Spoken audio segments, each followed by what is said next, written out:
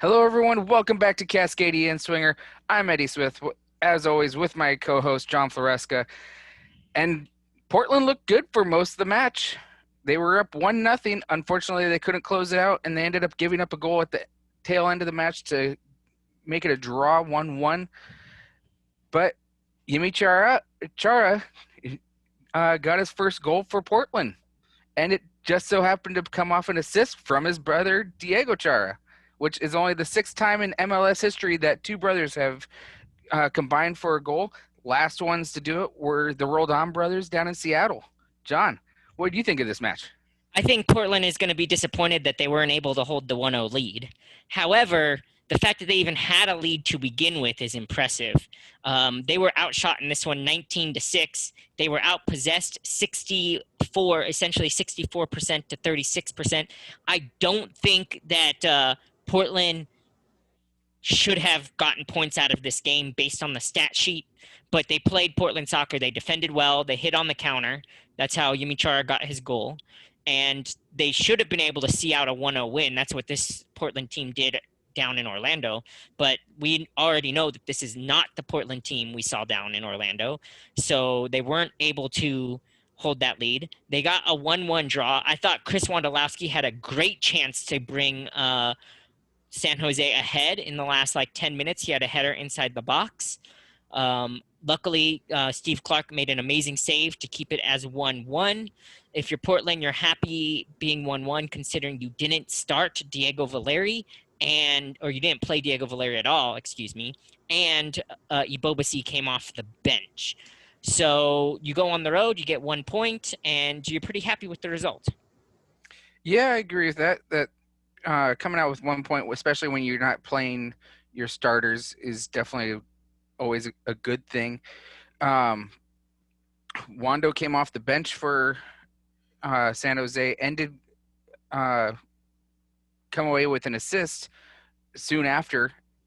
The goal was at first counted as saved off the line, and immediately or soon after, I should say, the referee called a stoppage of play, ran over to the VAR, and it took him probably a half second to decide it was a goal.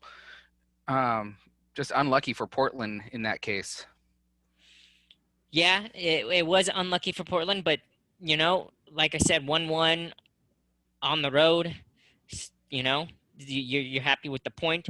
They get to head back down to San Jose in just a couple days here, so they get a chance to redeem themselves.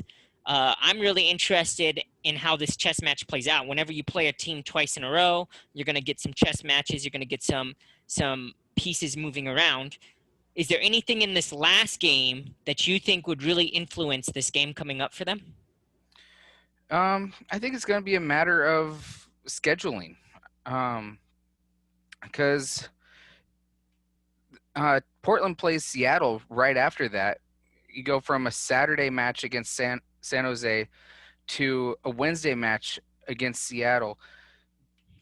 Do you save your players again for that Wednesday match, or because you kind of gave up a possible 3 points, do you go for a throw and try to get those 3 points this time and come away with 4 points out of San Jose?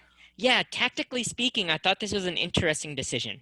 I thought if Savarese was going to rest Valeri and bring Abobasi off the bench, it would be next game, the game on Saturday, not the game on Wednesday.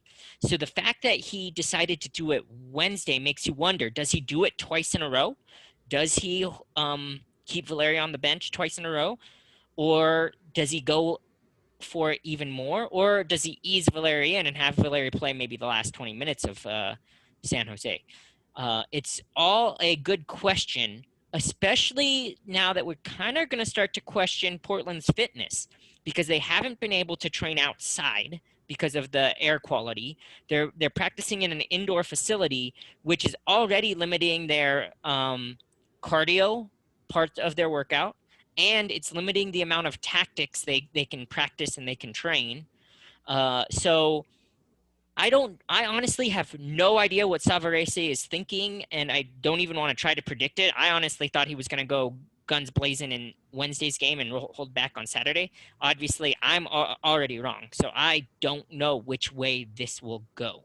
I do think that will dictate the final scoreline, so it makes it even harder for me to make a prediction.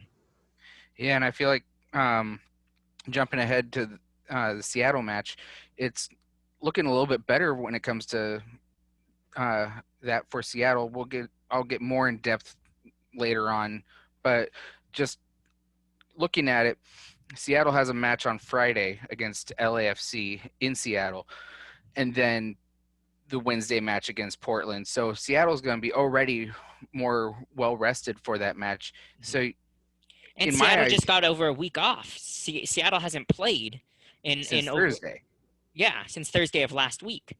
So Seattle won't have to rest players for this big Wednesday game because they just got 8 days rest, and then they'll get a decent 4 or 5 days rest before Portland. So I see that this is not setting up well for Portland, the way that the schedule is falling for them. Yeah, I completely agree with that. So with that, what do you think we're going to see on Saturday with Portland? Are we going to see a team that goes all out, or are we just going to just cave and say we have no clue? No, you know what? I'm gonna make a bold prediction. I'm gonna say that Savarese goes for the full three. He's gonna start Valeri. I don't think Valeri plays a full 90. He will sub him out probably 60, 65th minute. Portland goes into this one because they've only won one game since coming back from the MIB. They're the game in Seattle. They have a couple draws now and a few losses. So they need points desperately. They're slumping in the wrong direction. It would be really unfortunate for them to rest players in the San Jose game, drop points here, and then drop points against Seattle and be back so far back and slowly dropping down the table. So I think they're gonna go for three on Saturday. That's my guess. All right, so I'm gonna say Portland actually wins this one with Valeri in the lineup 2-1. Okay. Yeah, I'm kind of thinking that Portland, even though they're still well in the hunt for a playoff berth, I'm thinking that they're starting to feel like their backs are starting to get up against the wall for the fact that the results really haven't been showing up other than that Seattle match. Um, yeah, and they're going to go for broke and try to get 3 points out of this. I mean, there's no reason why you shouldn't be going for 3 points for a bottom feeder team like San Jose. Which is actually down at the bottom now because Vancouver won. So San Jose is the worst team in the league right now. Well, worst Yes, team in the West. yes. Um, but yeah, I think I have to agree with you. I think Portland's going to have to go all out. So we're going to see Valeri in the lineup. We're going to see as close to a full A squad as possible with Portland. And I think they're going to tighten up the defense, but I think they're only going to come away with one goal, and I'm going to say 1-0. All right. Well, Timbers fans and other Cascadia members, we would like to know your thoughts. Give us your score lines, your predictions. Tell us what you thought about the last game, the Chara connection, and let us know what you're thinking heading into this game against San Jose. That's all we have for you today. And as always, go Cascadia.